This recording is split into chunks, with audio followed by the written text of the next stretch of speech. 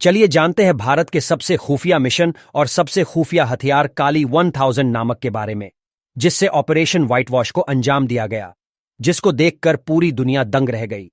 काली का मतलब है kilo ampere linear injector.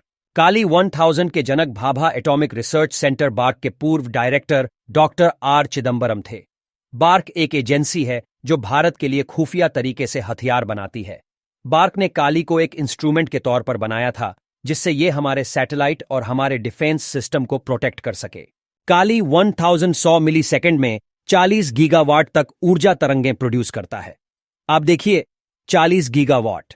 Bharat में ऐसा कोई राज्य नहीं जिसको 40 गीगावाट बिजली की खपत हो। आप देख सकते हैं यह कितना खतरनाक है, और यह दुश्मन के बड़े से बड़े और अत्याधुनिक हथियारों को पल भर में तबाह कर सकती है। इसकी सबसे बड़ी खराबी है इसका साइज में बहुत बड़ा है, जिससे इसके ट्रांसपोर्टेशन में बहुत दिक्कत आती है। इसको आसानी से कहीं नहीं ले जाया जा सकता। काली के कई वेरिएंट तैयार किए गए हैं, लेकिन आखिरी सूचना मिलने तक काली 1000 सबसे ज्यादा खतरनाक है। यह भारत का इतना खुफिया हथियार है कि सरकार द्वारा इसके बारे में आज तक कोई ऑफिशियल स्टेटमेंट जारी नहीं किया गया।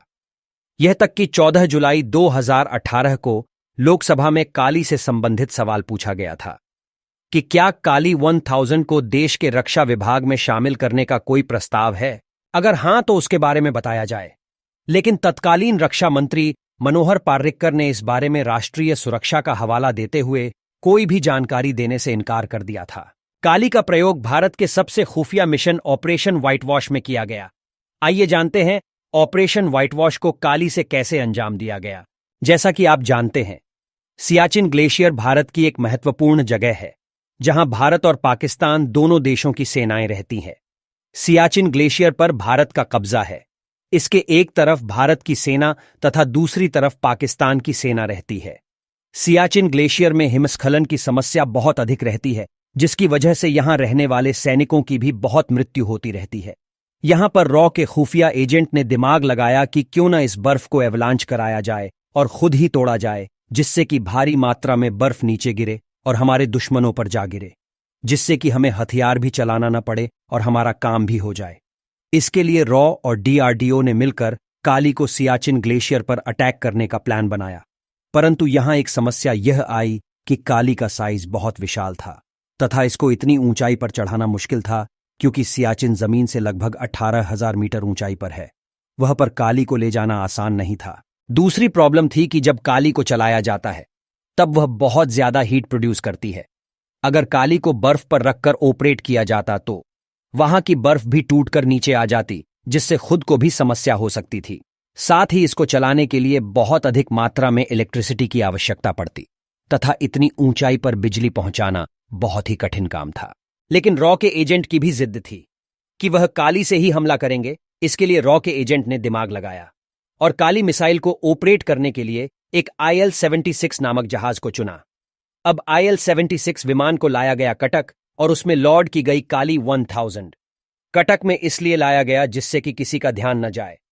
कटक से उड्डान भरकर IL-76 को सहारनपुर स्थित सरसावा एयरबेस पर लैंड करा दिया गया और वहां के जवानों को इसकी सुरक्षा में लगा दिया। यह मिशन इतना खुफिया था कि सरसावा एयरबेस पर भी किसी को यह तक नहीं पता था कि इस विमान के अंदर है क्या। अब दिक्कत थी कि काली को चलाने के लिए इतनी बिजली का प्रबंध कैसे किया जाए, क्योंकि काली को चलाने के लिए भारी मात्रा में बिजली चाहिए थी। तो रॉ के एजेंट ने दिमाग लगाया और एयरप्लेन के एक इंजन को खुलवाकर IL-76 के अंदर सेट करवाया गया, जिससे काली को बिजली मिल सके। अब सब सेट था, लेकिन IL-76 के अंदर काली था, इसलिए इसको अकेला तो भेजा नहीं जा सकता था। इसलिए इसकी कई लेयर की सुरक्षा बनाई गई। सरसावा एयरबेस से अवॉक्स विमान लिया गया। सबसे आगे अवॉक्स, उसके पीछे सुखोई फाइटर प्लेन को लगाया गया, जिसको पुणे एयरबेस से बुलाया गया था। सुखोई के पीछे मिराज 2000 को लगाया गया। किसी भी विमान ने कश्मीर से उड़ान नहीं भरी थी। सारे विमान भारत के अलग अलग कोनों से आए थे, इसलिए इनके ईंधन के लिए एक मिड एयर रिफ्यूलर विमान को भी लगाया गया था। अब देखिए, सबसे आगे अवॉक्स विमान, उसके पीछे काली IL-76।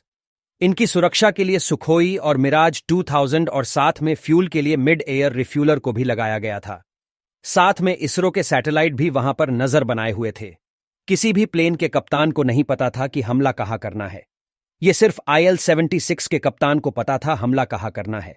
IL-76 को सरसावा एयरबेस से 7 अप्रैल 2012 को सुबह 4 बजे उड़ान भरता है और 5:40 पर पहुंच जाता है सियाचिन।